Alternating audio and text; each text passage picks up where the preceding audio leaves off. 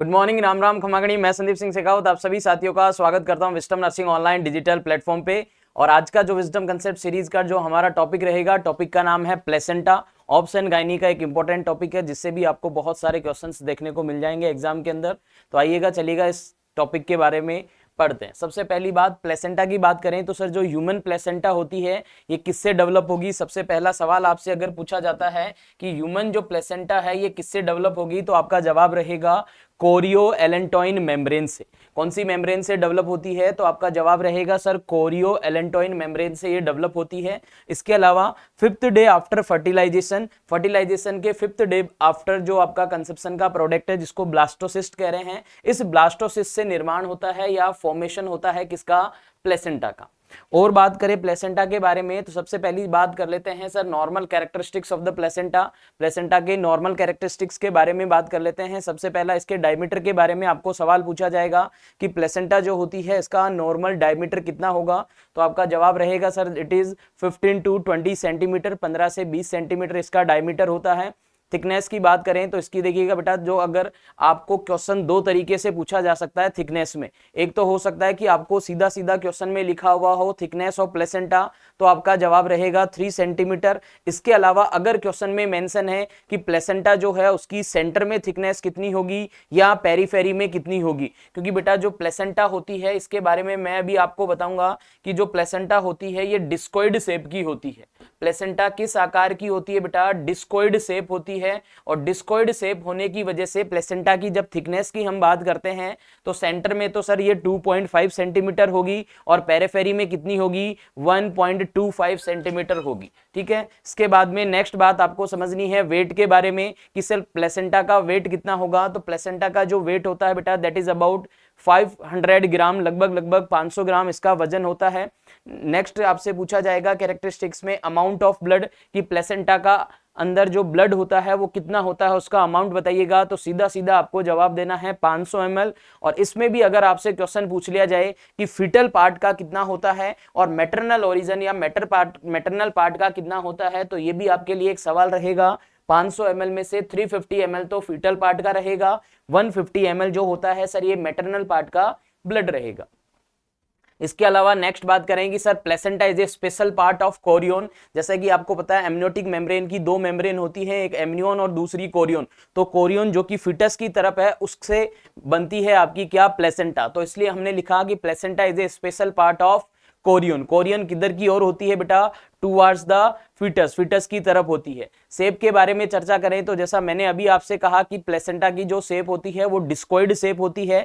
Discoid shape का मतलब हो गया कि सर सेंटर से तो मोटी होगी और पेरिफेरी से कैसी होगी, पतली होगी। जैसे कि इस आकार की शेप होगी सर प्लेसेंटा की। प्लेसेंटा की शेप जो होगी बेटा कुछ इस तरीके की होगी। तो जब आप देखेंगे तो जो सेंटर वाला है वो तो ज्यादा मोटा है, बोले तो थिक है, पेरीफेरी कैसी है, पतली है। तो इस आकार की शेप होती है किसकी, प्लेसेंटा की। इस शेप को हम कहते हैं डिस्कोइड, जहां पे सेंटर तो थिक होगा और पेरीफेरी थिन होगी। इसके अलावा प्लेसेंटा और फीटस के वेट के अकॉर्डिंग अगर आपसे सवाल पूछ लिया जाए, रेशियो का सवाल पूछ लिया जाए, तो याद रखना बेटा फीटस जिसको हम अप्रोक्स कह रहे हैं कि सर 3000 ग्राम यानी कि 3 kg के लगभग इसका वजन है, प्लेसेंटा 500 ग्राम है। तो इनका रेशियो होता है नॉर्मल 6:1। बट अगर सवाल आपसे पूछा जाए कि प्लेसेंटा और फीटस का जो वेट का रेशियो है ये कब सेम हो जाता है, दैट इज 1:1, और वो हो जाता है सर 16 वीक पर। कब हो जाएगा प्यारे बच्चों, 16 वीक पर सेम रहेगा, जिसको हम कह रहे हैं 1:1। ये भी एक इंपॉर्टेंट क्वेश्चन आपके लिए।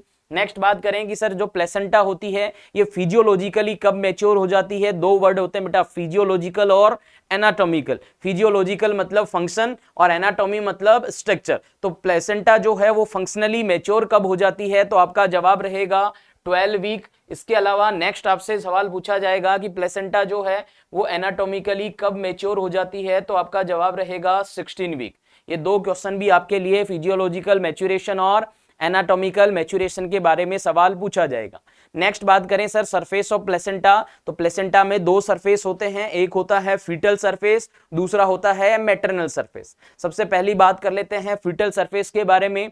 फीटल सरफेस वो पार्ट होता है सर जो कि किधर की ओर होगा, फीटल की तरफ होगा। फीटल सरफेस वो पार्ट होता है जो टुवर्ड्स द फीटल साइड हो या फीटल की तरफ होता है। सबसे इंपॉर्टेंट बात सर, जो ये फीटल सरफेस होता है ये कैसा होगा, वेरी इंपॉर्टेंट बच्चों, that is shiny and smooth. कैसा होता है सर, ये बिल्कुल साइनी होगा और स्मूथ अपीयरेंस होगी। इसके अलावा सबसे इंपॉर्टेंट बात आपसे पूछी जाएगी कि जो फीटल ओरिजिन या फीटल जो सरफेस होता है इसके बारे में आप और क्या बताएंगे। तो याद रखना सर, फीटल जो सरफेस होता है जो कि फीटल की तरफ है वहां से अम्बिलिकल कॉर्ड अराइज होती है, और अम्बिलिकल कॉर्ड जो अराइज होती है वो बिल्कुल सेंटर ऑफ द प्लेसेंटा से होगी, यानी कि प्लेसेंटा के सेंटर से अराइज होती है कौन, अम्बिलिकल कॉर्ड। और इस प्रकार के ओरिजिन को हम कहते हैं, वेरी इंपॉर्टेंट क्वेश्चन, क्या, इसेंट्रिक ओरिजिन। क्या कहोगे, इसेंट्रिक ओरिजिन, जहां से प्लेसेंटा जो है वो अम्बिलिकल जो कॉर्ड है वो प्लेसेंटा के सेंटर से अराइज होती है, तो इस ओरिजिन को हम कहते हैं इसेंट्रिक। जैसे कि फॉर एग्जांपल देखिएगा,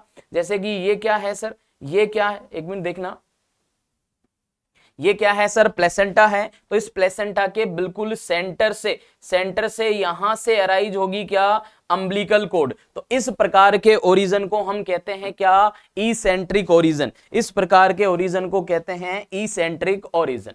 नेक्स्ट क्वेश्चन आपसे पूछे जाने वाला है, दैट इज मैटरनल सरफेस। दूसरा जो सरफेस होता है सर प्लेसेंटा के अंदर वो होता है मैटरनल सरफेस। और मैटरनल सरफेस की बात करूं तो वो पार्ट जो कि किससे अटैच है, प्लेसेंटा का वो पार्ट जो कि मदर के यूट्रस के अंदर या यूट्रस की जो एंडोमेट्रियम है उससे अटैच है, उस सरफेस को हम कहते हैं क्या, मैटरनल सरफेस। मैटरनल सरफेस के अंदर पाई जाती हैं कोटिलिडोन्स, लगभग 15 से 20 होती है नंबर के अंदर। इसके अलावा इसके अंदर क्वेश्चन पूछा जाएगा कि ये जो सरफेस है मैटरनल सरफेस, इसकी अपीयरेंस कैसी होती है। तो आपका जवाब रहेगा सर ये रफ होता है, स्पंजी होता है और डार्क रेड इन कलर रहेगा, क्योंकि ये जो पार्ट है ये किसके अंदर अटैच होता है या इंप्लांटेड होता है, एंडोमेट्रियम में। इसलिए ये कैसा है सर, रफ पार्ट है, स्पंजी पार्ट है, या बोलूं तो डार्क रेड।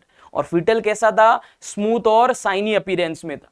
इसके अलावा नेक्स्ट और सबसे इंपॉर्टेंट बात देखिएगा साथियों, प्लेसेंटा की हमने बात करी कि प्लेसेंटा जो है स्टार्टिंग में हमने बात करी थी कि sir after 5th day of fertilisation blastocyst बनता है, और उस ब्लास्टोसिस्ट से ही फिर क्या बनती है, प्लेसेंटा बनती है। तो कैसे बनती है, आओ चलो देख लेते हैं फटाक से। After 5th day of fertilisation blastocyst, implantation होने से पहले क्या है, ब्लास्टोसिस्ट। इस ब्लास्टोसिस्ट में दो पार्ट होते हैं, एक तो होता है ट्रोफोब्लास्ट, एक पार्ट होता है ट्रोफोब्लास्ट, दूसरा पार्ट होता है बेटा इनर सेल मास। ठीक है, सबसे पहली मैं बात कर लेता हूं इनर सेल मास के बारे में। इनर सेल मास जिसको आप क्या कहते हैं, योक सैक कहते हैं। इस योक सैक से निर्माण होगा फीटस का और अम्बिलिकल कॉर्ड का। ब्लास्टोसिस्ट दो पार्ट होते हैं ब्लास्टोसिस्ट से, एक ट्रोफोब्लास्ट, दूसरा inner cell mass. Inner cell mass को आप योक सैक कह रहे हैं, योक सैक से फीटस और अम्बिलिकल कॉर्ड का निर्माण होगा, दैट क्लियर। इसके बाद में बात करें ट्रोफोब्लास्ट में सर दो पार्ट होते हैं, एक बाहर वाला और एक अंदर वाला। बाहर वाले को कहते हैं सिनसाइटोट्रोफोब्लास्ट और अंदर वाले को कहते हैं बेटा साइटोट्रोफोब्लास्ट। ट्रोफोब्लास्ट में कितने पार्ट, आप कहेंगे सर ट्रोफोब्लास्ट में दो पार्ट, एक आउटर वाला जिसको कहते हैं सिनसाइटोट्रोफोब्लास्ट, एक अंदर वाला जिसको कहते हैं क्या, साइटोट्रोफोब्लास्ट। इसके बाद में नेक्स्ट इसी में कंटिन्यूटी में है कि जो आपका आउटर वाला पार्ट था कौन सा, सिनसाइटोट्रोफोब्लास्ट। सिनसाइटोट्रोफोब्लास्ट में दो जोन होते हैं, एक अल्फा जोन होता है और दूसरा होता है बीटा जोन। ये किसके बारे में है बेटा, सिनसाइटोट्रोफोब्लास्ट के अंदर।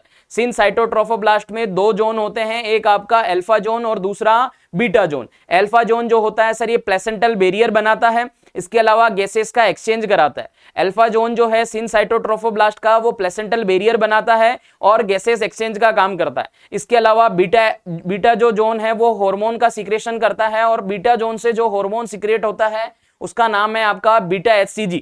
कौन सा हार्मोन है प्यारे बच्चों, बीटा HCG हार्मोन है। इसके अलावा जो हमारा इनर वाला था ट्रोफोब्लास्ट का, जो इनर लेयर होती है जिसका नाम है साइटोट्रोफोब्लास्ट, उससे निर्माण होता है प्लेसेंटा का। और प्लेसेंटा जो है उसके अंदर पार्ट है कोरियोनिक फ्रोंडसम। ये कोरियोनिक फ्रोंडसम जो है ये प्लेसेंटा का पार्ट बनाता है, कौन सा, फीटल पार्ट।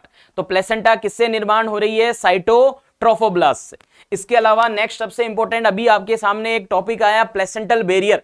प्लेसेंटल बैरियर जो होते हैं वो किसके बने हुए होंगे, तो आप कहेंगे सर अल्फा जोन के बने हुए होते हैं।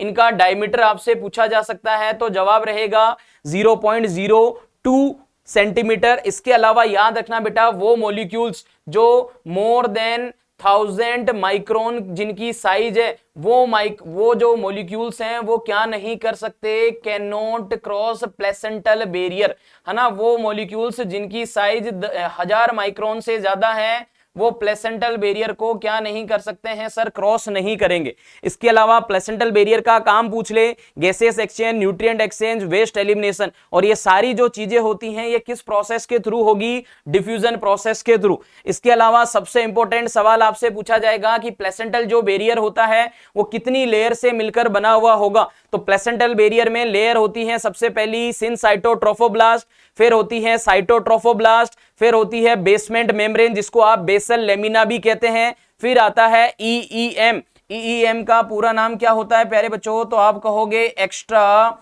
Embryonic membrane. इसका पूरा नाम होता है सर क्या, एक्स्ट्रा एम्ब्रियोनिक मेम्ब्रेन। क्या कहते हैं सर इसको, एक्स्ट्रा एम्ब्रियोनिक मेम्ब्रेन। और 5th नंबर पे होती है आपके पास फीटल कैपिलरी या एंडोथेलियल नाइलिंग।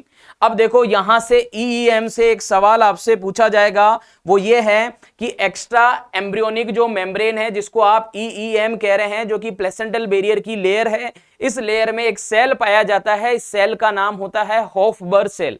क्या नाम होता है, होफबर्ग सेल। ये होफबर्ग सेल का काम क्या होता है, तो याद रखना बेटा, होफबर्ग सेल जो है सर एक प्रकार का फेगोसाइटिक सेल है।